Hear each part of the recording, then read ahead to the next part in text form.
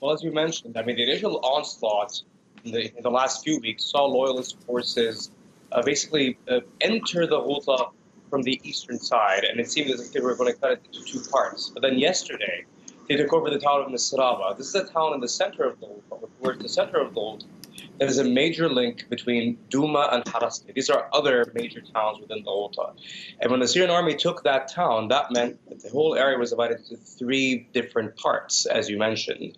And what this also means is that the government can now rely on local ceasefire deals instead of actually having to deal with the rebels en masse. It's worth noting that the Ghouta itself is not controlled by only one rebel group. It's actually controlled by a different by various Islamist and jihadi groups that each hold sway in different parts of the Ghouta. And now the government doesn't have to deal with them as one entity anymore. It can actually separate and actually enact these local ceasefires that have been a blueprint, or to say the end point, I should say more accurately, of every government campaign. And will the current state of Eastern Ghouta play in these sort of ongoing talks to impose a ceasefire? Well, I mean, of course, we're going to see now these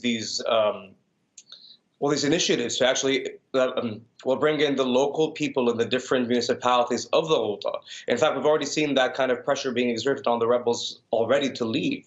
So in the last few days, we've seen protests that have sprung up in recently taken town, in towns that have been taken by the government again recently. We've also seen various calls by different groups now for the rebels to finally quit the enclave. And of course, we saw yesterday or before yesterday the exit of the more extreme elements or the more extreme rebels within the Ghouta, supposedly as a way to mollify Damascus and to stop the offensive.